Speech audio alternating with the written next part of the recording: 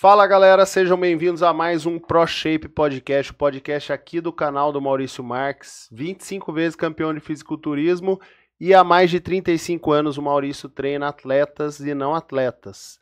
Antes da gente começar, deixa aquele like, não esqueça de se inscrever no canal, tá bom?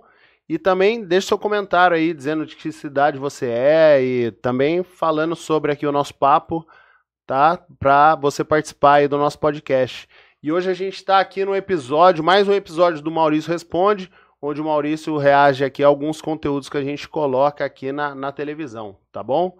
Maurício, vamos começar então? Bora, tamo junto. Maurício, o assunto que eu queria falar aqui é sobre a questão que eu já vi falarem muito na internet do peito escavado. Já ouviu falar sobre isso? Claro, eu tenho. Né? Você tem, né? Sempre tive. Eu também tenho, Maurício. Então a gente já tem uma coisa em comum, né? Aqui, né? Já consigo disfarçar bastante com o treinamento. Sim, então essa é a questão, né, Maurício? Queria saber se tem solução para essa questão do peito escavado, né?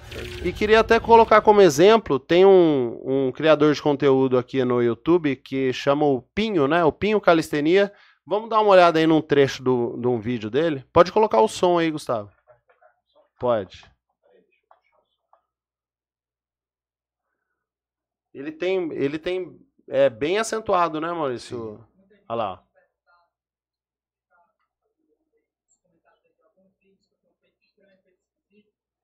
Vou finalmente explicar para vocês o que é que aconteceu. Bom, durante os meus primeiros dias de vida, eu tive uma complicação respiratória e quando a criança ainda tem os ossos um pouco maleáveis e ainda não estão 100% formados, quando esse tipo de coisa acontece, pode ser que aconteça algum tipo de modificação no formato do tórax, e foi o que aconteceu comigo. E isso é uma coisa muito comum. Muitas pessoas aqui no canal entraram em contato comigo já falando que tinham o mesmo problema e tal, que acharam que era massa eu não ter vergonha disso, e estava incentivando elas também a não se incomodarem mais com isso. Então galera, o celular acabou descarregando e... Maurício, é isso que eu queria saber. Até você falou que já teve, né? Antes da musculação, você chegou a ter algum complexo com isso? Teve alguma... Não me incomodava. Tinha algum problema muito, com isso? Não, me incomodava ser muito magro. Isso me incomodava muito, né? Sim. E essa entrada, vamos entender assim mais claramente, do peitoral, ela pode ser para dentro ou para fora, no mesmo grau, não necessariamente provocada por algum acidente, pode ser simplesmente natural. É Sim. comum, tá? Tinha eu e o Rubinho, na época, a gente começou a treinar com 15 anos de idade. O maior atleta aqui de Taubaté, o melhor atleta, na minha opinião. Ele tinha o dele para fora, né? E o meu era totalmente para dentro.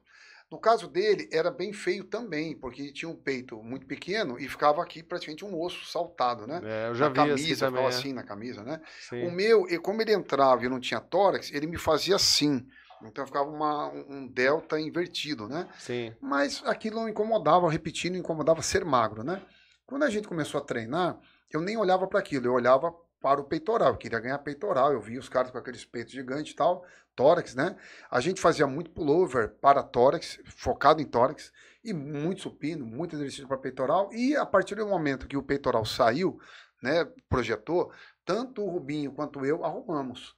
O dele sumiu totalmente, aquele bico, né, que ficava. Sim. O peitoral passou à frente, que lá nem aparecia mais. E o meu, quando o peitoral cresceu e formou alguma coisa projetando para fora, o buraco ficou mais profundo. Então, visualmente, parecia maior o peitoral. Sim. E o que mais ajudou a disfarçar essa entrada não foi tanto o peitoral, mas o tórax. A gente ganhou muito tórax naquela época. Quando você desenvolve tórax, entre as costelas... Tá aparecendo a foto aí, né, Gustavo? Você vê aqui, e ele já está bem disfarçado, né? Sim. Aqui eu ganhei a musculatura, ele projetou o peitoral, apareceu um buraco um pouco maior ali. Você vem contornando aqui, você encontra aqui o meio, ele é mais profundo, né? E o tórax, entre as costelas, o intercostal é um músculo, né? Ele desenvolvendo um tórax que era assim, se torna assim. Sim. Então, um tórax que é desse jeito, se tornou desse jeito. Então, é como se eu tivesse o tempo todo estufando meu peitoral. Disfarçou. Então, eu disfarcei aqui pela dilatação do tórax natural. Coloca outra foto aí, Gustavo. E pelo músculo. Aqui se você quase nem vê praticamente. Tinha um buraco bem fundo aqui, ó. É verdade. Então, quem disfarçou? O peitoral, você vê que vai vir no contorno, chega aqui e foi um buraco muito maior. Sim. No contorno, né? E o intercostal fez a caixa crescer. Então, como se eu estivesse sempre com o ar expandido, né? Sim. E isso disfarçou lá. Então, nunca ninguém nem viu e perguntou. Outra coisa interessante, Celião, aproveitando o assunto, repara que aqui uma clavícula minha, ela é alta e outra é baixa. E o peitoral também, um é baixo e outro é alto. São coisas que, se você fica olhando para você, poxa, mas meu peitoral é maior, meu ombro é para fora, outro é para dentro e tal, são pequenas diferenças que quando você chega na perfeição máxima, no limite máximo de músculos, você não percebe. Sim. Ou você acha que todos aqueles físicos que você vê no palco são todos alinhados simetricamente, não são. Não são. Então, um ombro para fora, outro para dentro, porém, quando você foca no ombro, no braço, nas costas, tal, você não fica medindo isso aqui. Você vai, pô, mas isso aqui está um dedo abaixo, só você não olha para isso. Não né? olha. A gente olha um ombro, ele sai mais do que o outro, um ombro meu a tendência é ficar para fora e outro é encaixar mais. Em palco, você nunca repara isso. Sim. Eu falo isso porque eu vejo muito atleta com complexo, sabe? A minha clavícula é alta, eu quebrei, meu ombro é para cá e tal. Beleza, a hora que você colocar um shape mesmo, crescer, aumentar a massa, expandir tórax e tudo mais, cara, fica imperceptível. Aí pra gente ver. Mas, Maurício, agora dando uma dica, para quem tem essa deformidade, né? Sim. Teria algum exercício específico que a pessoa poderia treinar? Peitoral. Não, mas qual exercício para peitoral? Supino eu acho que é o mais básico de todo, ele trabalha o peito por completo, né? Nesse caso aí... O foco aí é o que? É o meio do peito, o miolo na verdade, do nesse peito? caso aí seria o peitoral inferior, vamos falar que é o grande peitoral, né? Sim. Você tem como um leque ali o peitoral, a parte maior, uma parte menor e um feixezinho de músculo aqui superior, né? Esses músculos aqui, nessa parte, não interfeririam em nada. A parte inferior totalmente, para o peitoral, para dentro, o tórax... É mais importante que o peitoral, expandir o tórax, que é o que eu acho que eu vi ele faltando um pouco nesse atleta. Se ele desenvolver o tórax dele ainda, a gente vê que tem potencial para isso, ele vai disfarçar absurdamente. O peitoral dele disfarçou bem, o tórax vai disfarçar ainda mais. Para quem já tem o peitoral para fora, a expansão do tórax não disfarça tanto. É mais o crescimento do peitoral mesmo, principalmente a parte inferior. Seria supino reto, supino declinado, crossover... Nesse caso específico, né? Seria o peitoral por inteiro, mas para a gente focar nesse ponto é a parte inferior. Sim, e assim, você foi um grande campeão de fisiculturismo com essa deformidade, Perfeito. né? Várias outras você chegou a ver outras repara. pessoas também? Que claro, opa, é comum, muito comum. Né? Na academia é muito comum, só que era uma coisa assim, a gente não reparava naquilo, porque com o tempo, naturalmente, ia ficando para trás. Sim. Não era uma coisa que você via um atleta grande em palco e fala, puxa, mas tem um buraco no peito ali. Você não repara. Quando o músculo cresceu e o tórax dilatou, você não repara no palco. Tá. Né? Maurício, vamos falar agora sobre... Ô, Gustavo, é o segundo vídeo. Antes de você soltar ele aí, deixa eu falar pro Maurício aqui. Maurício, é sobre o quê? A menina tá fazendo umas repetições aqui e ela tá enfatizando ali a importância de chegar na última repetição mesmo ali, fazendo força, né? Sim. Porque às vezes a pessoa tá treinando ali, vamos supor 12 repetições, que é o exemplo que ela deu ali, a pessoa tá fazendo 12 repetições, chega nessa 12ª, tranquilo. Sim. Mas não, você tem que chegar na 12ª como se fosse realmente a última, né? Numa exaustão ali, né? Confere totalmente. Vamos dar uma olhada no vídeo dela. Se puder ser sem som é melhor, Gustavo.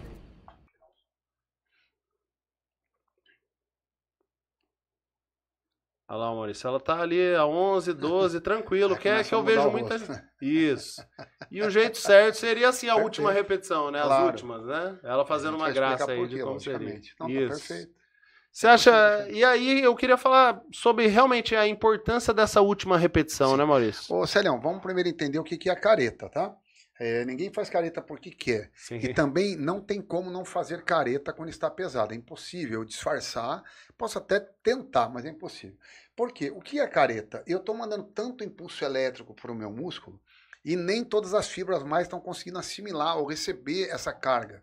E ela passa então para outras fibras. É comum você estar fazendo, por exemplo, força aqui na perna, ó, e apertando a mão aqui embaixo, ou com a mão toda deformada, com o rosto deformado. Por quê? Eu mandei tanta eletricidade para cá que não tem mais músculo hábil ali no momento, disponível para receber essa carga elétrica. Sim. Então ela vai para o braço, ela tensiona o ombro e especialmente o rosto, né?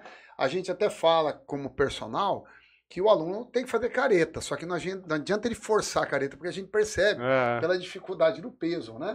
Então a gente vai vendo que o peso vai aumentando a dificuldade E automaticamente o rosto muda involuntariamente, Sim. sem querer. O que ela conseguiu mostrar aqui com o rosto? Que ela trabalhou todas as fibras possíveis, não tem mais fibra para trabalhar. Sim. É isso que ela mostrou ali. Independente da carga. Ou pela carga pesada, ou pelo número excessivo de repetições, as fibras vão chegando à falha, não tem mais fibra recebendo eletricidade, vai para outros lugares. Então mostra que ela acionou o músculo ou todas as fibras possíveis que ela tinha para o movimento. Isso é a careta. Sim. Você acha que a pessoa, para saber se ela está treinando certo, o que é o treinar certo? Aquele negócio do treinar pesado que a gente fala. Para a pessoa saber se ela está treinando certo, ela tem que prestar atenção nessa última repetição, se ela está chegando mesmo na última repetição do jeito que deveria ser? Célio, a maneira mais prática de se saber isso é o que é treinar pesado, tá? Não é levantar altas cargas. Eu posso ser forte, levantar muita carga e não estar fazendo muita força. Eu posso ser fraco, levantando pouca carga e fazendo muita força. O que importa para o músculo é a força, é a dificuldade. Então tá difícil, o músculo vai ter que mudar. Quando eu consigo... para mim eu saber se eu cheguei no máximo de força possível, é aquela repetição em que eu não consigo fazer mais uma. Então eu cheguei em tal número e não dá para fazer mais uma. Isso é a carga máxima. Automaticamente vai ser acompanhado de careta, automaticamente.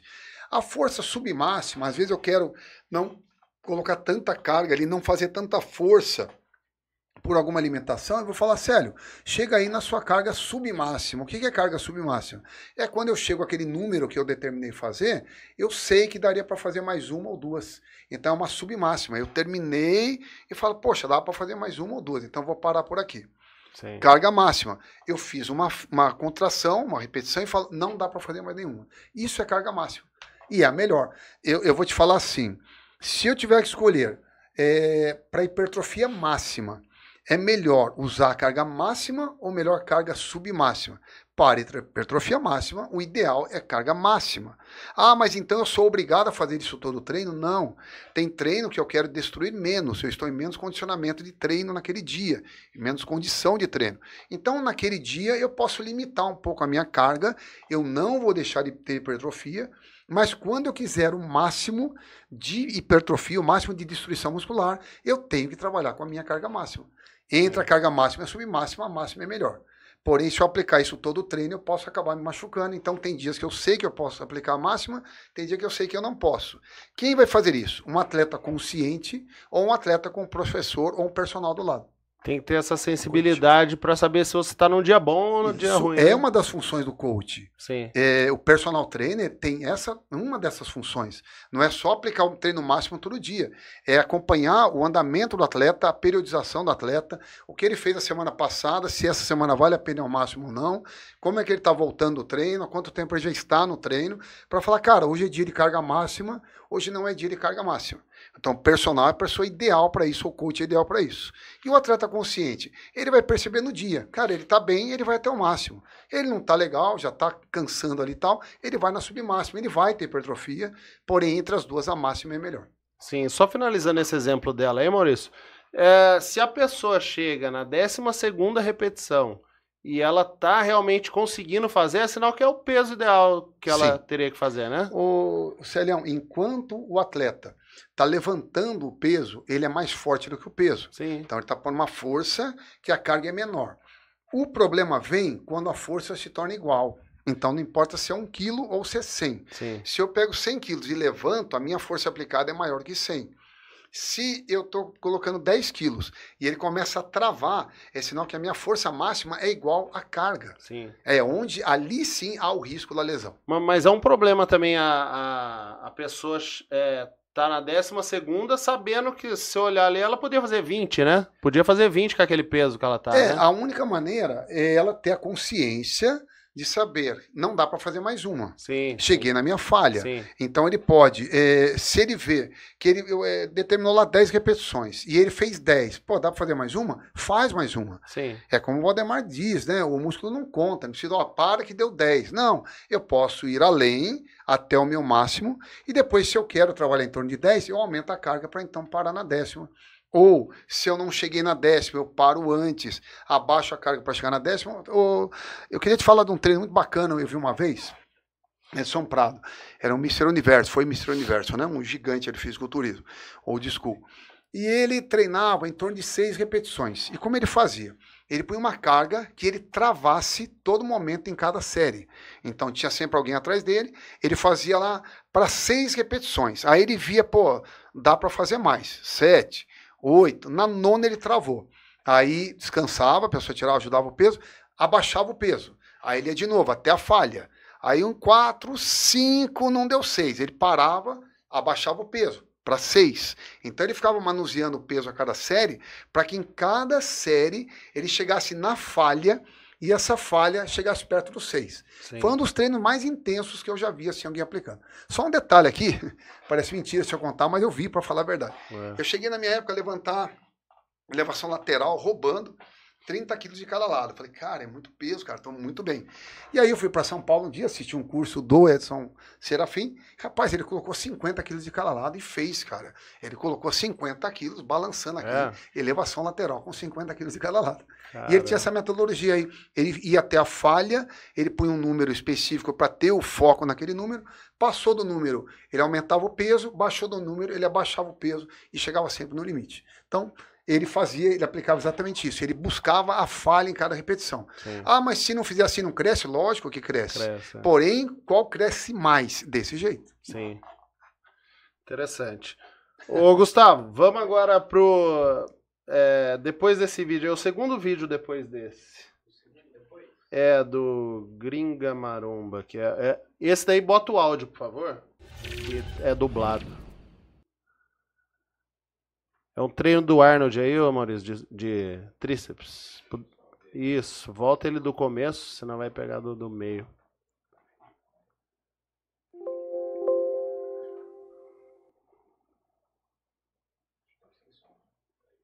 Tá. E então extensão de tríceps acima da cabeça com um braço e com os dois, além de extensão de tríceps em uma barra onde você deixa o corpo. A cabeça vai para a barra e pressiona com o que usamos como seu peso. O tríceps era feito com supino fechado, muito supino fechado no início e depois extensões de tríceps para baixo. E então extensão de tríceps acima da cabeça com um braço e com os dois, além de extensão de tríceps em uma barra onde você deixa o corpo. A cabeça vai para a barra e pressiona com o que usamos como seu peso. O tríceps era feito com supino. Qual que você falou que... Você comentou, Maurício, que você começou a fazer qual?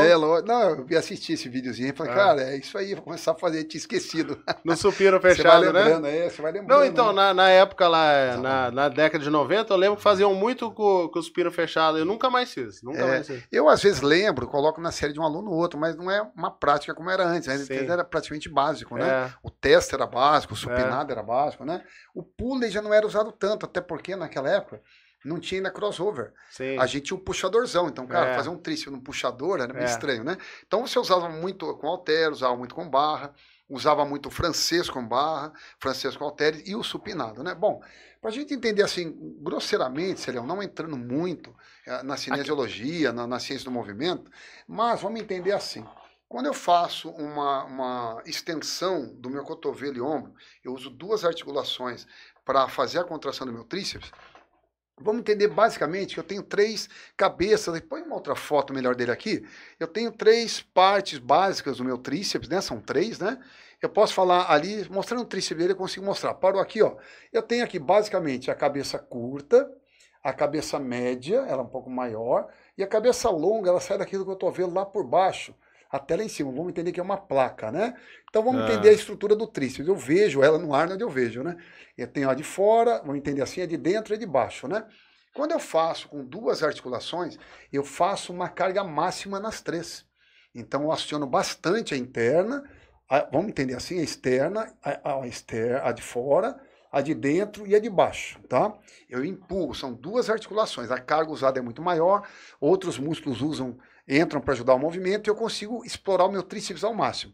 Vamos entender que seria o básico, Celião, ele vai crescer o tríceps, ele vai ganhar volume, ele vai ganhar tamanho, por isso o Arnold fala, começava por esse. Quando você já isola uma articulação para e só movimenta outra articulação, que é o que ele simula o testa ou o próprio pulley, eu já estou praticamente trabalhando um pouco menos essa cabeça baixa, a cabeça longa, que ela está trabalhando menos, e foca mais nas duas, tá? Então tem mais duas. Quando eu já pego o francês aqui no lateral, eu já vou jogar, dependendo de como eu balançar o ângulo aqui, eu vou jogar mais para uma ou mais para outra. Então, grosseiramente falando, tá? Não é exatamente isso, mas dá para a gente entender. Empurrando com as duas articulações, os 3 ao máximo, volume máximo. Estendendo só uma articulação, eu tenho praticamente 2 ao máximo. E alongando ao máximo, isolando algumas partes, puxando para um lado, puxando para o outro, eu estou isolando só mais um ou só mais outro.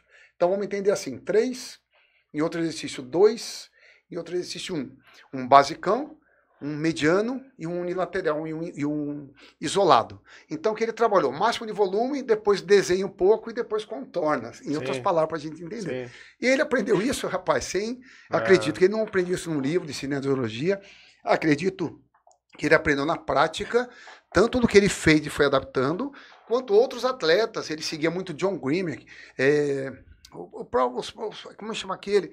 Mike Mentzer, o cara, eles já tinham algumas coisas que eles passavam lá para eles e eram muito estudiosos. Sim. O Arnold não era tão estudioso quanto ele era mais praticante. Ele ia na academia e lá ele descobria. Outros procuravam em livros e tudo mais, aprendiam alguma coisa, teoria, e aplicavam na academia. Então eles tinham tanto atletas que estudavam muito e colocavam dentro da academia e praticavam, como atletas que não estudavam tanto, mas praticavam muito.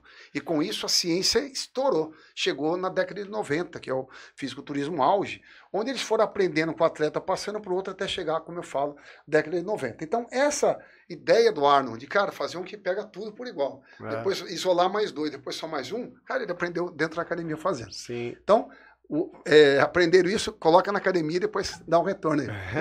Aquele último que ele mostra ali usando o peso do corpo, né? Testa, você chegou a fazer claro. Esse exercício? Não daquele jeito, tá? Esse aí seria o francês, né?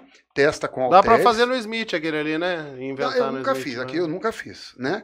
Mas se você deitar no banco, pegar uma barra e vir aqui, é a mesma coisa. Só que ele faz mais longo aqui, né? Sim. Seria isso aqui, só que ele faz com o peso do corpo, com uma máquina ali. Basicamente é isso. 2 articulações, uma isolada e uma articulação alongada. É isso que ele fez ali. Sim. Você chegava a fazer paralela, Maurício? Fazia bastante. Paralela. Muito comum. Inclusive... Hoje não é mais comum, né, fazer paralela. Eu não vejo tanto.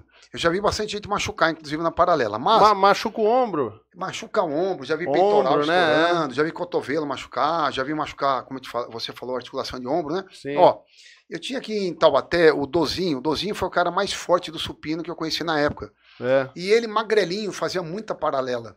Quando ele fazia muita paralela, o dia que ele foi para barra, cara, o peso foi lá em cima. Depois eu vi o Luiz Otávio, que foi um dos primeiros, ou o primeiro Mr. Universo no Brasil. Sim. Ele foi para os Estados Unidos, aprendeu muita coisa lá. E ele disse que treinou um artista lá, que queria ganhar força no supino. E ele falou, cara, força do supino está na paralela. Então o Luiz Otávio já tinha esse conceito. Sim. Levantava muito peso no supino. E os atletas dele que participavam do treino de força supino, praticavam muita paralela para ganhar força no supino. Eu acho que porque ela usa 2 articulações, ela já trabalha equilíbrio ao mesmo tempo. Então, quando você pega uma barra, eu acho que isso já é um passo a mais para já começar o supino.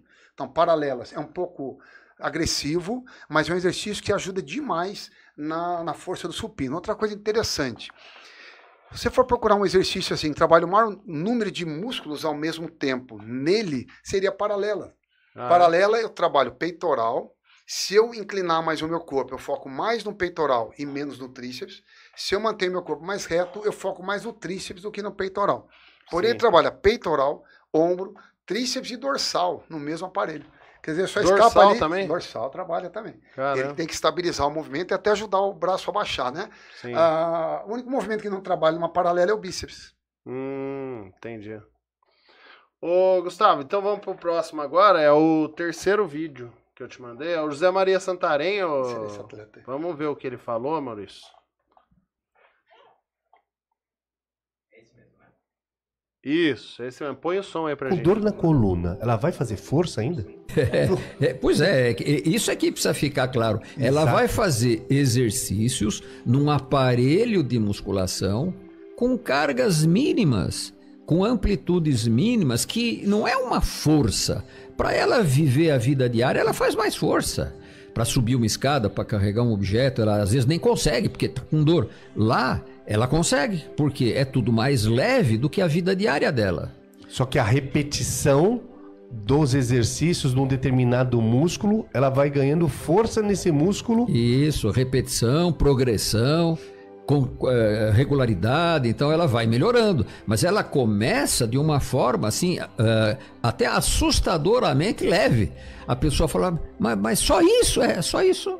Eu não consigo pôr mais um pezinho? Não, agora não, depois. Então a gente vai conseguindo mostrar para a pessoa que aquilo que a gente faz ali é muito mais suave do que a vida diária dela. Bom, ali fica difícil você acrescentar mais alguma coisa, mas a gente precisa falar um pouco do Santarém para entender melhor o que ele está falando, né?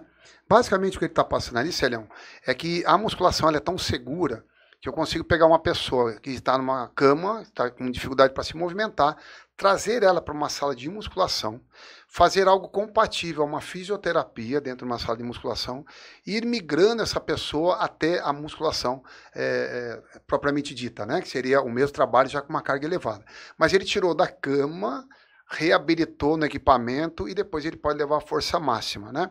O Santarém, ele foi ou é o maior cientista do Brasil em musculação. Eu acredito que ninguém estudou mais musculação cientificamente e também acompanhando a prática ali paralela do que o Dr. José Maria Santarém. Bom, o pouco que eu sei da história dele, ele era nadador, muito bom nadador, na faculdade já, e ele ficava incomodado de falarem para ele que a musculação atrapalhava a natação, que ele não podia fazer musculação. Eu falei, cara, mas por quê? O negócio é bom, deixa forte e tal. E aí ele, por si próprio, falou, cara, eu vou lá fazer para ver se é isso mesmo. Fez musculação e melhorou absurdamente na natação. A partir daí ele se interessou pela musculação. Logo depois de algum tempo, se eu não me engano, em 1979, se eu não me engano, ele funda o Instituto Biodelta de Musculação. Então ele estuda musculação desde 1979. Na instituição dele, ele não tem esteira, ele não faz alongamento, ele não estuda dieta, ele estuda o que a musculação pode trazer na melhoria da absorção, por exemplo, de alimentos, na produção hormonal, na imunidade, no trabalho cardíaco, no trabalho pulmonar, no trabalho circulatório e especialmente no trabalho articular e musculação. Então ele estuda isto. É um pouco diferente, Celião, de eu estudar fisiculturismo, tá? A gente tinha na FEPAM um estudo do fisiculturismo. Era o estudo da musculação de alto rendimento. Sim. O Santarém estudava musculação. Tudo que tinha de benefícios ou não para coração, circulação e tudo mais, né? Então ele tem uma base ali que não dá para discutir, entendeu? Se você quer segurança máxima, Dr. José Maria Santarém, Biodelta, Instituto de Pesquisa em Musculação. Se você quer maior rendimento, a gente procurava a FEPAM antigamente, os cursos especializados em musculação, vamos falar, mais voltado para o fisiculturismo. O que seria fisiculturismo? Não é só competição, não. É uma pessoa que já cultua o físico. É diferente eu ir lá praticar minha musculação, outra coisa é eu ser uma pessoa que cultua o meu físico. Então eu já vou querer saber o que come, como é que dorme, como é que faz a progressão de carga, como é que chega no limite e tal, como é que eu esculpo o meu corpo ao máximo. Então seria a linguagem fisiculturismo, que pode chegar à competição. O Santarém estuda musculação, esses pós-graduações e tudo mais hoje estudam o fisiculturismo, e aí eu consigo, numa linha tênue, saber como chegar nos resultados extremos com segurança extrema. Então eu falo que quando a gente fala em segurança, José Maria Santarém. Quando eu falo, por exemplo, em Valdemar Guimarães, eu falo em resultado extremo. Seria essa a minha linguagem, né? Tem níveis, né, Maurício, na musculação, né? Tem a parte, o extremo, que é o fisiculturismo, né? Tem o pessoal que quer ficar no shape, mas não quer competir. Sim. E tem o pessoal que precisa para melhorar a saúde, né? Sim. Melhorar a questão da massa muscular, sim, né? Agora, e daí é de todas as idades, né, Maurício? Por que um bom coach tem que ser como o modelo Valdemar Guimarães? Porque para ele levar os atletas dele ao altíssimo nível, ele tem que saber muito sobre segurança. Poxa, se eu vou colocar um piloto numa Fórmula 1, cara, tem que saber muito sobre a segurança do automóvel. Não só como corre, mas como é a segurança. Então, Valdemar Guimarães, por exemplo, ele conhece muito o resultado extremo com segurança extrema, que é o que a gente vê ele falar demais. Sim. Cara, como é que o cara vai chegar naquele nível? Cara, fazendo alguns cuidados aqui para poder chegar naquele nível. Sim.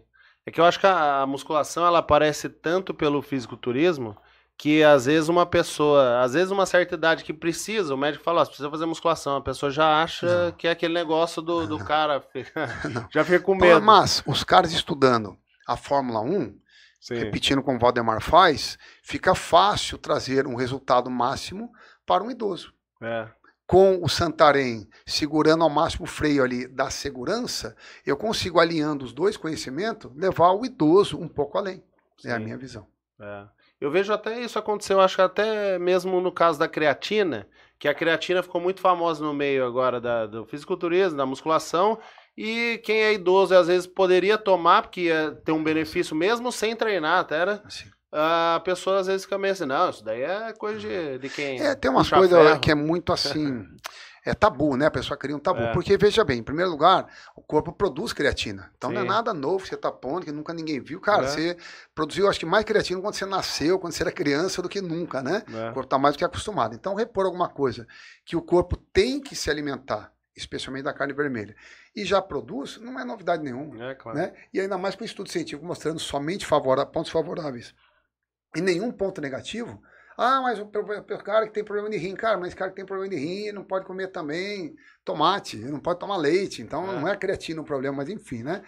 Realmente, a gente tem que ser um pouquinho mais cauteloso sempre, mas procurar pessoas que estão estudando isso o tempo todo. Sim. Então você tem o Santarém ali. O Santarém, por exemplo, eu fiz a pós-graduação dele várias vezes, né, vários meses, e eu aprendi uma base que eu trazia para minha academia, e hoje eu treino o idoso, o meu aluno idoso, o meu aluno jovem de 12 anos, 14 anos, como um atleta competidor. Você fala, meu, você põe a mesma carga, compatível a ele. O atleta competidor usa 200, o meu aluno de 12 anos usa 20. Sim, sim. Mas com a mesma, ele põe a mesma segurança e faz a mesma força. Assim como o meu atleta de 200 quilos levantando peso não machuca, o de 12 também não machuca e o idoso não machuca. Eu não me lembro, sério, eu não me lembro. Se eu estiver mentindo é porque eu não me lembro. De algum aluno meu com 12 anos, ou um idoso, ou um superatleta, treinar pesado e pá, estourou. Aconteceu alguma coisa. Quando aconteceu isso, eu já vi acontecendo, especialmente no supino e outros exercícios, não era pela carga. Não foi porque ele pôs uma carga que ele não aguentou. Ele aguentou levantar a carga. E, em geral, quando você ia olhar, era overtraining. Ou muito treinamento com má alimentação, ou sem um suporte e um treino exaustivo, até que o acúmulo de inflamações machucou. E esses machucaram muito mais fora da academia do que na academia. Eles se machucavam muito mais, eles fazendo uma força para carregar alguma coisa, do que na academia com toda a segurança e um peso controlado. Então, que eu me lembro assim, de alguém falar, puxa, mas o cara de 12, 60 anos, 90 anos, um atleta lá pôs um peso e, cara, estourou o músculo. Cara, nunca vi. Nunca vi realmente. Então a gente aprendeu a segurança ali e aprendeu o alto rendimento. E juntou as duas coisas. Sim. Maurício, aproveitando que você falou do Valdemar Guimarães, vamos... Gustavo, coloca... É o primeiro link, eu acho, que eu te mandei. Do Valdemar Guimarães. É esse aí, exatamente. Tem que pôr o som, por favor. Maurício, tá falando aí da amplitude de movimento no agachamento. Queria saber a sua opinião aí. Vamos dar uma olhada na fala dele. Vamos ver o vídeo inteiro? Acho que é um professor Salatiel. Olha como é que ele agachava antes. É aquele meio agachamento que mais você vê nas academias. Depois lá no final ele já não entra. Um agachamento pela metade, mal quebra o ângulo dos 90 graus. Olha isso. Até que ele resolveu começar a praticar o agachamento a fundo, como se deve. Olha como é que ficou o agachamento dele. Para tal, ele diminuiu as cargas, como vocês podem observar, e foi recuperando a mobilidade e a flexibilidade das suas articulações. Dificilmente o Salatiel, agora no futuro, vai necessitar de uma bengala, de um andador, por ter recuperado essa capacidade, usando exercícios de flexibilidade, exercícios de mobilidade e também a progressividade das coisas para que ele começasse a agachar da forma com que todos vocês deveriam agachar. Não é sensacional? Todo mundo consegue, todo mundo pode recuperar esta capacidade, como ele mesmo fala aqui na descrição. Na descrição desse vídeo são as palavras do próprio professor. Leiam. Olha, esse é o... Perfeito. Maurício, essa questão como é que fala? Da amplitude do movimento. Qual que é a sua opinião? Especificamente, vamos falar do agachamento. Você costuma... Como que era na sua época que você treinava? E hoje em dia, como você orienta os seus alunos? Sim. Como é que é? Bom, em primeiro lugar, a gente tem que realçar aqui o trabalho do Valdemar Guimarães, tá? Então, tudo que eu falar aqui diferente do que ele está falando, eu estou errado e ponto final, né? É uma pessoa que veio ali de muita prática ferreia, especialmente com Dorian Yates, escola viva ali com Dorian Yates, né? Sendo muito estudioso, treinando muito e praticando também com atletas de todos os níveis, né? E uma coisa mais interessante, se eu pegar hoje os grandes, os maiores do Brasil, eu conheço muitos ao nível de conhecimento dele, podemos falar assim, mas não com o tempo de experiência dele. Sim. Então, além do nível de conhecimento que ele tem dos maiores hoje, ele tem um tempo de experiência que ninguém tem. Naquela época nossa só tinha ele. E ele era a escola de todo mundo, ele era a escola da velha escola, né? Sim. Bom, então o que ele fala aí é perfeito, como a gente fazia basicamente, né? Então, quando você agachar lá no Esparta, cara, o agachamento tinha que sentar no chão e levantar, não tinha outro jeito, né? Você punha a barra, levantava e subia. Então era isso. Hoje eu faço mais ou menos o que foi feito ali. Eu começo com o aluno na amplitude dele, então deixa você descer até onde é confortável para você. A partir daquele ponto eu vou explorando isso, vou deixando você mais forte e posso aplicar algo, como o Valdemar, por exemplo, citou, de abaixar a carga, aprender o movimento completo. Não deixo de fazer o curto pesado, vou fazendo o leve, longo, até ele aprender, e quando ele então aprender, começa a subir essa carga, e aí eu chego no ponto final. Mas como é que é? Você faz, ele faz o curto e o... Por exemplo, ele faz os dois tipos? Não. Eu estou dizendo eu. Né? Então, sim. o que ele fez ali? Ele fazia curto, Valdemar aplicou alguns movimentos, não sei se foi o professor ou o Valdemar, aplicou alguns movimentos de mobilidade, você vê ele soltando o quadril, soltando femoral, soltando tudo, para então reduzir a carga, descer ao chão, ir subindo novamente para chegar ao ponto de o que ele fazia pesado aqui, fazia pesado lá embaixo. Sim. Então isso é o que o Valdemar faz, né? Ou ensinou ali. O que eu faço, tá? Eu deixo o atleta descer confortável até o máximo dele, vou deixando ele forte e revezo alguns dias. Eu tenho até o Thiago, faz um atleta que a gente tá fazendo isso, né? Sim. Ele treina pesadão curtinho, o jeitão dele, sim, o leg press curto do jeito dele, e um outro treino, ele faz bem levinho, lá embaixo, alta repetição, ele estressa o músculo de outra forma, sim, que também gera hipertrofia. Mas se eu falar, tá bom, mas onde ele gera mais hipertrofia? Fazendo longo, mais levinho, ou fazendo curto, mais pesado. No caso dele, curto, mais pesado. Claro. Porém, ele está aqui trabalhando longo, que não deixa de gerar hipertrofia. Até ele chegar num dia em que ele vai poder abaixar totalmente, exatamente como ele citou ali. Mas é um processo pedagógico, ele vai chegando nisso, né? Esse é o ideal, mas eu não preciso começar pelo ideal. Eu posso trabalhar da forma do Valdemar ou da forma que eu trabalho para chegar nesse ponto ideal. Tá, e Maurício, aquela questão que eu falei com você, muitos falam dessa amplitude ali ele chegar bem no limite, isso, a parte do cóccix ali, o pessoal fala que pode dar problema. Não, ali se houver uma curvatura exagerada, né? Então, ele tem aqui o lombar e o cóccix, né? Faz uma curva aqui. Se ele exagera nessa curva aqui, ó, se isso aqui começa a descer demais, eu gero um ponto de força, um ponto de apoio de peso aqui, ó. Então você imagina que o lombar e o cóccix dele estão numa curvatura que a hora que eu coloco, por exemplo, para me entender, 100 quilos, eu vou distribuir 10 quilos para cada vértebra, só para a gente entender. Se eu faço uma curva exagerada num ponto, é como se eu fizesse 1 quilo, 30, 1. Então tem uma sobrecarga maior naquele ponto. Nenhum problema se a pessoa não tem problema com aquela parte. Sim. Se ela tem, aquela sobrecarga pode trazer desconforto. Trouxe desconforto, eu tenho que mudar a técnica. Não trouxe desconforto, o corpo está avisando que está tudo bem, pode continuar. E aí ele vai estendendo até chegar na perfeição. Lembrando, Celião, que qual é o melhor movimento? O melhor movimento é o mais longo com a máxima carga, como a gente comentou aqui. Mas eu não preciso fazer o melhor ou nada. Eu posso adaptar para mim e fazer, por enquanto, para mim, o melhor qual é? É curto e pesado. Se eu fizer um movimento curto e pesado, ou um movimento longo e um pouco menos pesado, os dois vão ter resultados. Os dois vão ter resultado. Tá, mas e comparando os dois? Comparando os dois, o longo e pesado é melhor. Mas eu não deixo de fazer hipertrofia antes. Então eu trabalho minha hipertrofia antes com segurança e vou mobilizando, se eu achar necessário para cada atleta, até ele chegar no ponto máximo, que é o máximo de carga com máxima amplitude. Sim, o Valdemar fala aí que agora que ele melhorou a execução do movimento, a amplitude e tal, ele vai envelhecer sem precisar de uma bengala.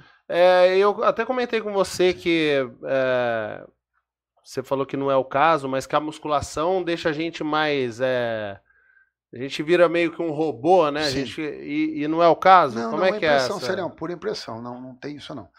Na verdade, que a musculação atrapalharia, mas não chega a esse ponto. Eu ganhar tanta massa muscular que fica difícil para fechar o braço, para fechar o meu peitoral, para alongar o lombar, porque tem músculos atrapalhando o movimento. Mas não que o músculo está curto e não deixando ele ir. Lembrando que o músculo, né, isso é básico, ele não empurra, ele só puxa. Então o músculo ele só contrai. Então eu contraio e aí eu tenho que relaxá-lo. Contraio e relaxo. Eu não empurro.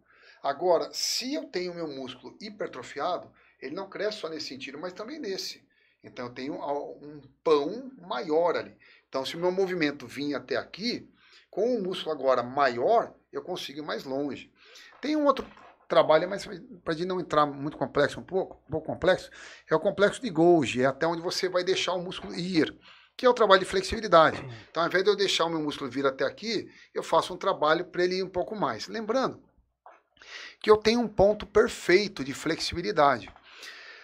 Se o meu osso vai até o ponto perfeito da flexibilidade, eu tenho uma força muscular segurando a minha articulação, mas não ao ponto de limitar o músculo e machucar o meu músculo. Esse é o ponto perfeito.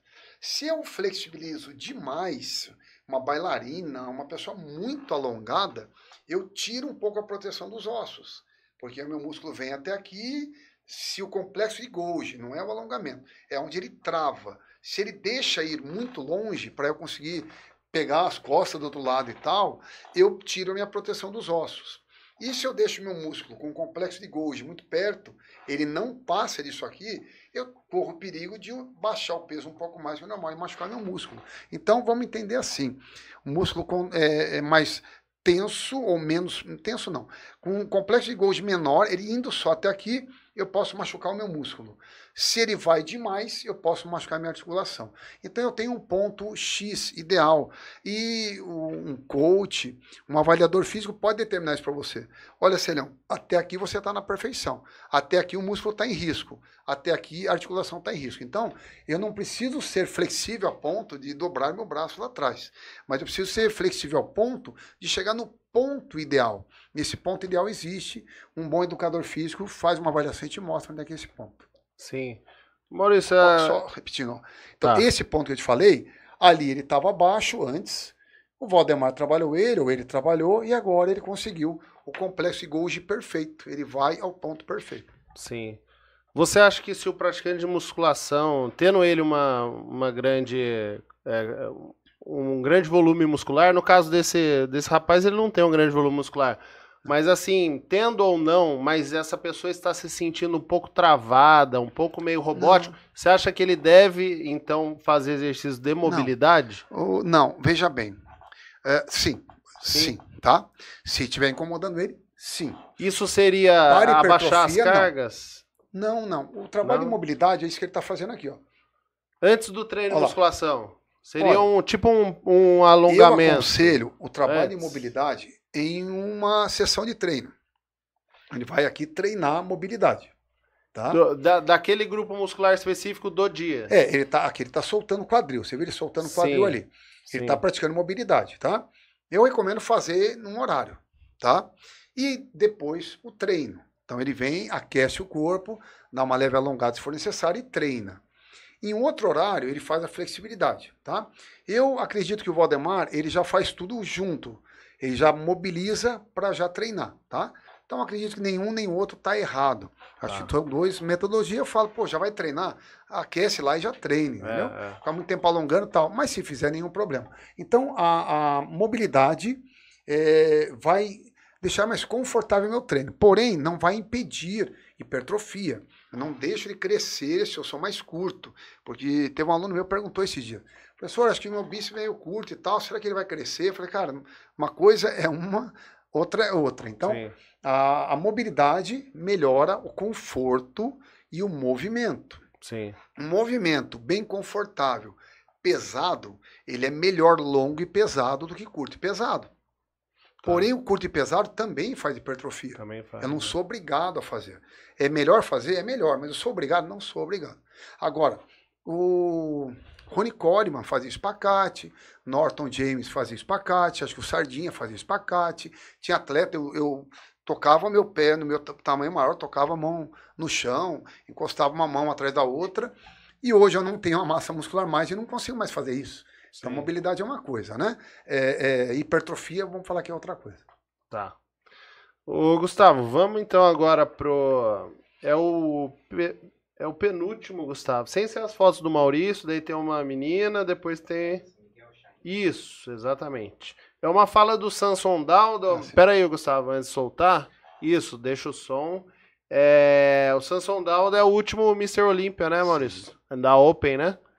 E vamos ver aí a fala dele. Ele fala sobre você focar nos seus pontos fortes, né? Em vez de focar nos adversários aí que ele vai estar. Vamos dar uma olhada aí, Gustavo. When I was coming up for a long time, last year, the year before, they told me the same thing. Say, oh, don't get too big. You're going to lose your aesthetic. You're going to lose your lines. You're going to lose your midsection. Well, we've just proven that that's not the case. If you do it properly and you know what you're doing, you can get bigger and still look aesthetic and still have a small waist. And we've proven that. So, same thing. I want to make sure that we improve so much between now and then, but yet still have that line and highlight that shape and highlight those lines. And when we stand on stage, everybody will look again and go, man, he's done it again. He's changed so much. And this is what we want to do. So we know, I mean, don't get me wrong, we're not deluded. We know I would never be able to match Hadi for conditioning. This is just a fact. I would never be able to match Derek's conditioning. Those guys are they go way thin skin. They're very hard. They're very dry and grainy. I don't have that. I don't have genetic. I can't do that. You know. So if I try to play that game, I will then just end up worse. But instead, my strength is the shape, is the roundness, is that highlighting those facts. So that's all we need to work on, is be as hard as you possibly can, but keep that shape and roundness, keep that look that we all look at and go, wow, this is beautiful. Make everything highlight that as your strength. So you have to play to your strengths. You can't play to someone else's. Yes, that's very smart. So, so this is the thing. I mean, this is the same thing we had with Arnold. Is because when I was coming up for a long time. Então, Maurício, esse negócio mesmo, né, de focar nos pontos fortes e tal, que ele falou que pra competir com os caras lá, ele, de volume, assim, ele focou nos pontos fortes, ele quer ficar seco, né, e mesmo ganhando volume, manter a cintura fina, né? Sim. Celião, na minha opinião, um problema que eu vejo hoje no Olímpia, né, entendendo que o Mr. Olímpia foi uma criação do Eider pelo melhor atleta do mundo. Então eu tinha o Mr. Universo, campeão mundial, tinha campeonato de tudo quanto era federação, em tudo quanto é parte do mundo. E o Eider falou, cara, eu quero saber quem é o melhor atleta do mundo. Então, para isso, eu preciso de um critério que julgue desde o atleta baixo, pesando 70, 80 quilos, até o atleta alto, pesando 130 quilos. Como eu vou definir quem é o melhor? E eles tinham critérios para isso. Quando se separou um pouco essas categorias, na minha opinião, ficou uma coisa muito assim, ó, aqui ganha o maior, aqui ganha o mais desenhado, né? Aqui é o Classic e aqui é o Open.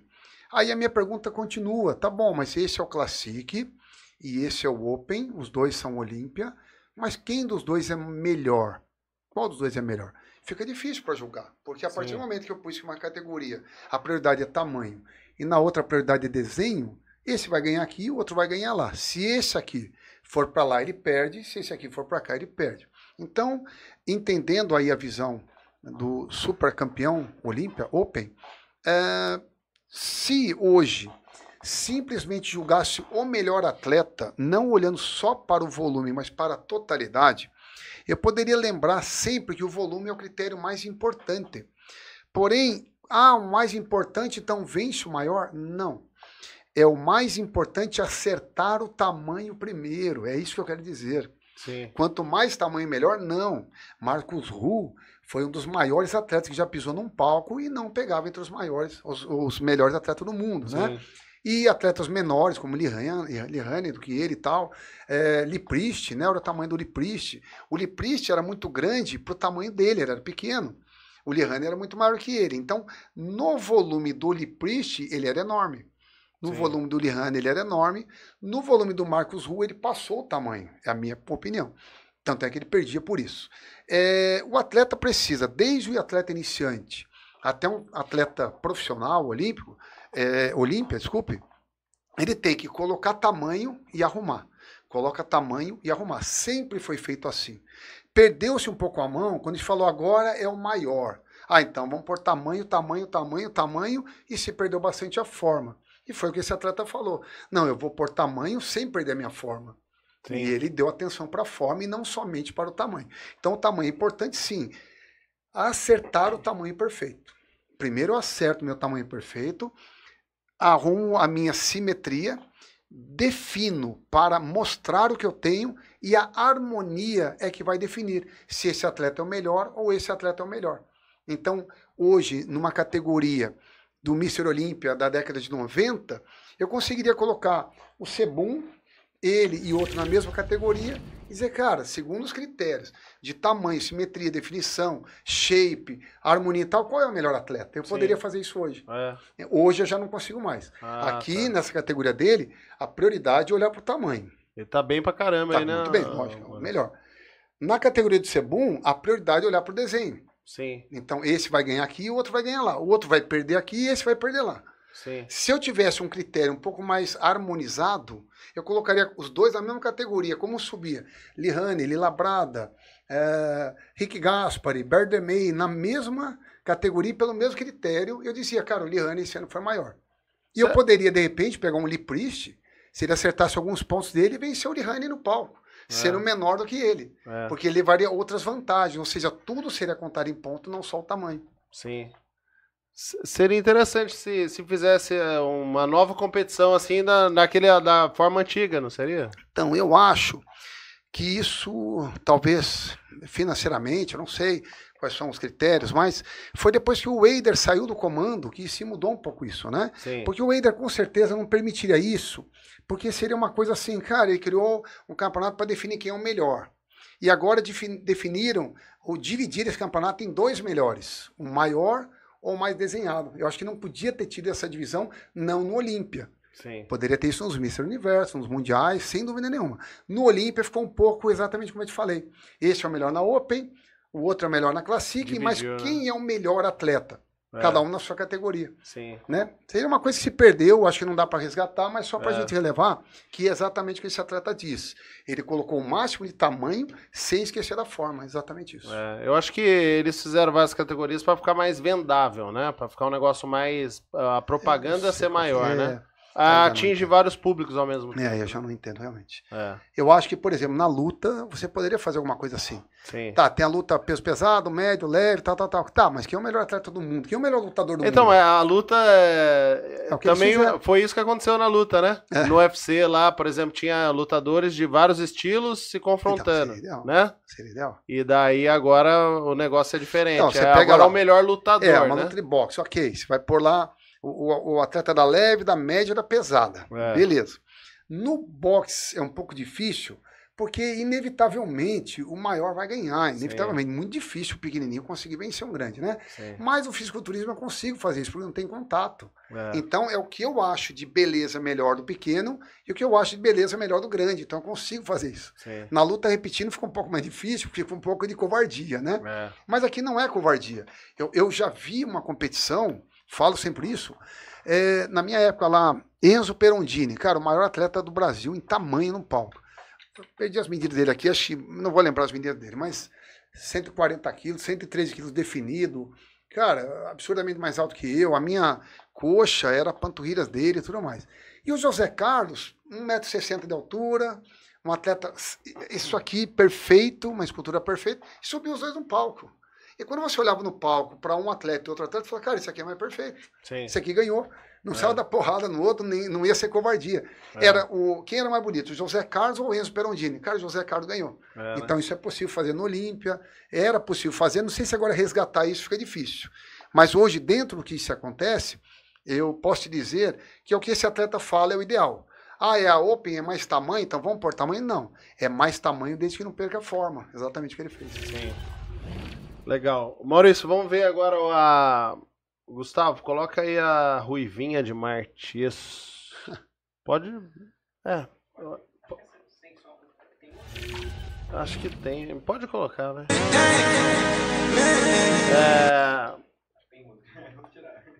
Isso. Maurício, a evolução dela ela era muito... Ela ainda é magrinha, né? Mas assim... Careta.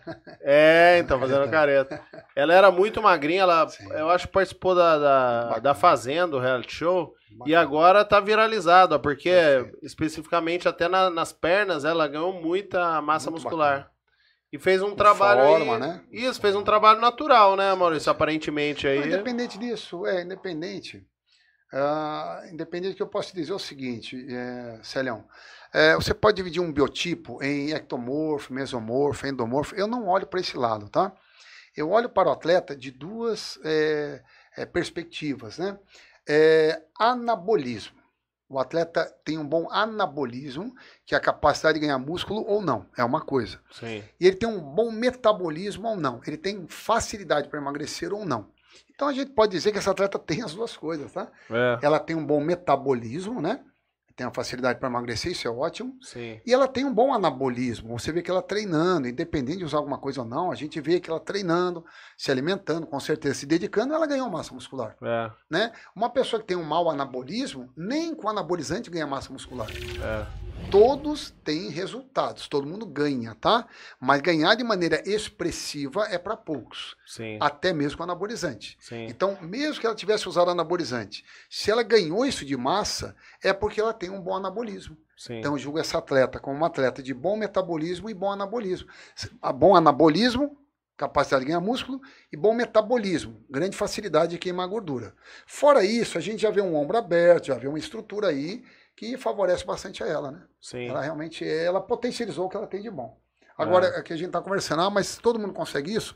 Todo mundo consegue melhorar muito. Sim. Tá? Ficar com ela, nem todos. Agora... Ela já tinha um ombrinho larguinho, né? Já tinha um ombro largo lá. Boa, tem uma estrutura boa. Colocou músculo ali de maneira organizada, né? Sim. Eu falo que mulher, Celião... E a alimentação, acho ali... Acho que qualquer mulher. Sim. Em segundo lugar, em glúteos, e em terceiro lugar, em tronco. Se eu troco essas ordens, fica um pouco complicado. Se eu já saio desenvolvendo primeiro em cima do que embaixo, fica meio em masculino, né? Um desenho masculino. Se eu ganho muito glúteos antes das coxas, eu até brinco, fica parecendo uma formiga, né? Fica muito grande o bumbum e a perninha pequena. Então, a mulher, na minha opinião, ela deve focar a atenção prioritária em coxa, até porque é o músculo que mais queima gordura no treino e descanso. Em glúteos, acompanhando o padrão da coxa e depois a parte superior. É exatamente o que ela fez aí. Perfeito.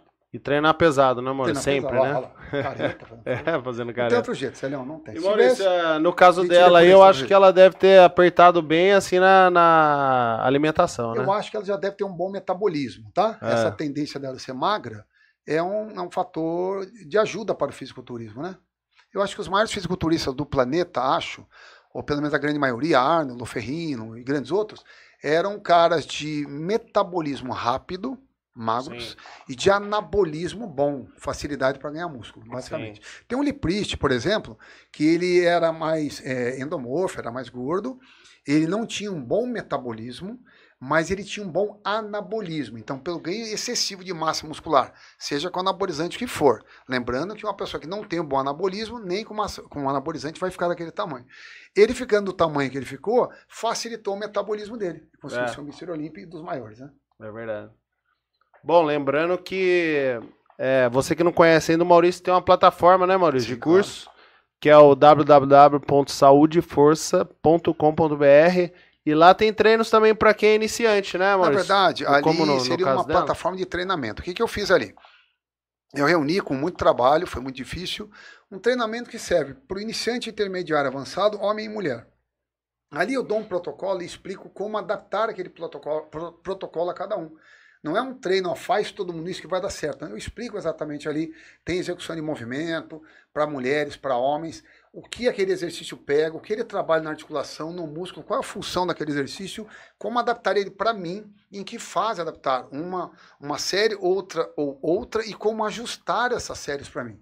Então não foi só uma série, faz a série. Não, eu pus um protocolo e falei, olha, adapta essa série para você, e dentro da individualidade a gente vai conseguir pegar o maior número de pessoas aí, treinando com segurança e gerando hipertrofia máxima. Sim. Então tá, você que quer aí mudar o seu corpo, né, quer fazer um treino bacana aí, pegar as dicas do Maurício, entre aí no saudeforça.com.br, o link tá aqui na descrição e no comentário fixado a gente deixa também, tá bom? Maurício, vamos dar uma olhada aí no último vídeo? Ah, tá o curso aí na tela, bem legal, né? Dá pra pessoa entrar aí no link e saber um pouco mais aí do conteúdo do curso. E a gente precisa gravar, né, Maurício? Um com algumas partes do curso, né? A gente... Ele tem bastante coisa ali que não foi mostrado nessa capa, né? Isso. Mas o treinamento ele é totalmente filmado, mostrado e explicado, né? Enquanto o meu auxiliar ali está fazendo o movimento, eu estou explicando exatamente o que está acontecendo com o movimento. Bacana. Maurício, eu mandei um último link pro Gustavo. Vamos dar uma olhada numa fala do Cariani agora. É um esporro que ele deu lá, bem humorado ali no Toguro. Que o Toguro é um dos caras, um grandes nomes da maromba aí. Ele que foi o cara que revelou o Ramon Dino. Só que o Toguro tá com a barriguinha ali, ele tá ganhando muito dinheiro, né, Maurício? Daí não tá treinando direito. Não é ficar com o abdômen definido. Você fica um mês passando fome e seu abdômen define. Só que você vai parecer uma tripa. Olha a quantidade de músculo que o Léo tem. Então você tinha que fazer agora. Sabe o quê? Ao contrário do que você pensa, não era racionar comida.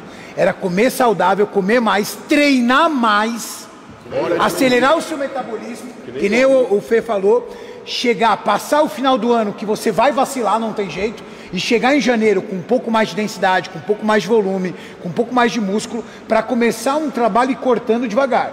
Faltando um mês, vai passar fome, que nem você faz, só fica em cima de um cardio. Quando você está de projetinho, você só está em cima da esteira, entendeu? Fazendo esses 4 de 20 aí de peitoral, você vai vir com um peitinho meia boca, esses braços finos, essas pernas finas, o abdômen definido. Isso é shape pra tua laia, pra nossa não é. Peraí, isso aqui era o vídeo de bem-vindo dele, tá? Nossa. Eu tô vendo. Tem como a gente... Maurício, queria até que em cima desses porra aí do Cariani, você desse uma dica aí pra quem quer ir em 2025 aí, botar o shape, fazer um trabalho a longo prazo, né? Perfeito. Teria alguma dica pra Perfeito. Olha, a única maneira de eu ganhar músculo, né? E ao mesmo tempo emagrecer, é exatamente as dicas que o Cariani passou, ele mastigou muito bem isso, né? E ao contrário do que todo mundo pensa, né? Ah, eu tô barrigudo, eu vou parar de comer e vou perder essa barriga. Perde a barriga e perde tudo junto, né? Então, o primeiro passo é ganhar massa muscular, que é o elemento que mais queima gordura 24 horas por dia, ganhar músculo, né? O treino de musculação gasta calorias durante o treino, ele gasta calorias na recuperação do treino, principalmente para recuperar os glicogênios que eu perdi, preciso refazer, e depois ele gasta calorias para manter essa massa muscular. Então, sem a musculação, nada acontece. A musculação é o que mais queima gordura a longo prazo e a todo tempo, e também modela. Para evitar, a gente falava brincando, de ficar uma pera menor, a pessoa para de comer e vai ficando uma pera menor, vai ficando diminuindo. Não. Ela já começa a perder a gordura, já contornando, já crescendo o que está por baixo. Sim. Lembrando que o músculo ele é todinho desenhado e a gordura é todinha bagunçada. Então eu vou tirando alguma coisa bagunçada, mas se eu tirar o meu músculo junto, eu vou simplesmente ficando sem forma. Eu cresço aquilo que me dá forma e tiro aquilo que me deforma ao mesmo tempo. Como? Fazendo dieta apertada somente, só treinando musculação e comendo de tudo? Não. Treinando musculação em primeiro lugar, se alimentando com qualidade e quantidade, porque se não tiver quantidade eu não nutro meu músculo, Sim. Se eu não ganho meu músculo eu não queimo gordura com mais facilidade. Então seria treinar musculação, Segundo passo, alimentação com quantidade e qualidade ao mesmo tempo. E depois, então, o aeróbico potencializa isso. Ele é o terceiro elemento e não o primeiro. O primeiro é ganhar músculo, o segundo é nutrir o músculo da maneira correta, acelerar o metabolismo, já começar a emagrecer e então potencializar com o aeróbico. Treinar pesado, comer bem e, se quiser acelerar um pouquinho mais, acrescentar aeróbicos. A maneira mais, assim, prática que eu acrescento aeróbico no treinamento, eu não gosto de treino muito extenso, então eu gosto de fazer alguma coisa de alta intensidade para 40 a 50 minutos. Até 1 hora, 1 hora e pouco, eu completo com um aeróbico leve. Eu já fiz o meu anaeróbico na mesma sessão de treinamento e depois repetindo, pelo menos 4 refeições ao dia, no mínimo, para ter sempre os carboidratos oscilantes, as proteínas sempre restaurando meus tecidos. Eu como a cada 4 horas, basicamente, isso aí não é individualmente, isso é basicamente, serve para todo mundo, pode ser melhorado para cada um. 60% da minha refeição carboidrato, 30 proteína e 10 gordura. Isso é fácil, Celião. Celião, é um tanto assim de pão, é um tanto assim de ovo e um tanto assim de gordura. É um tanto assim de arroz, é um tanto assim de carne, é um tantinho assim de gordura. Eu consigo ver isso, eu não preciso pesar. Eu tenho uma noção disso. Então eu como bem distribuído meus alimentos. O carboidrato, além de potencializar a intensidade do treinamento, me fazer gastar mais calorias, ele que vai servir depois para hidratar o meu músculo, ou reidratá-lo depois de perder no treino. Então, basicamente, treino pesado, proteína, carboidrato, gordura, 60, 30, 10, 4 vezes ao dia, com mais um aeróbico depois do treinamento até 1 hora, é só seguir, é só continuar. Sim. E não esquecer da creatina, né, Maurício? Não pode esquecer, né? Com certeza. Creatina agora virou de lei, tem que usar creatina, né? É que só um problema, Celião. A gente tem que incluir nisso o preço, né? Porque a gente não pode esquecer que um pote de creatina é o preço de uma mensalidade de uma academia. É verdade. Então não é todo mundo que pode ir lá comprar creatina. Pô, então não vou ter resultado. Cara, o Arnold foi Mr. Olímpia, assim, praticamente existia creatina, talvez no final da carreira dele, verdade, né? Eu fui campeão na minha época lá, tomava creatina quando tinha dinheiro, muito raramente. A gente nem sabia que dava tanto efeito assim a creatina, né? Então, cara, se tem dinheiro para tomar, compra, que ajuda muito. Se não tem dinheiro para comprar, o seu corpo produz creatina. Coma ali o máximo de carne que você puder, que é mais caro ainda, mas se você puder comer carne. É verdade. Mas enfim, eu não preciso de creatina para crescer, eu produzo creatina. Agora, se eu for pensar em suplemento, o suplemento número 1 é a creatina. Tá. Vamos ficar por aqui então, Maurício? Valeu, Céu. Bom, a gente vai ficando por aqui. Se você gostou desse episódio aí do Maurício Responde, clica no gostei para ajudar a gente a divulgar esse vídeo, tá bom? Isso ajuda bastante. Só o fato de você clicar aí no gostei, que não é dificuldade nenhuma, né, para você, já vai ajudar bastante a gente. Não esqueça de se inscrever no canal. Aí toda vez que a gente postar um vídeo novo, você recebe uma notificação do YouTube. E deixe seu comentário também, participa aí, faz uma pergunta pra gente. Ou também escreve aí de que cidade você é pra gente saber aí o pessoal que tá chegando no canal, tá bom? A gente fica por aqui então. Até o próximo ProShape Podcast. Valeu!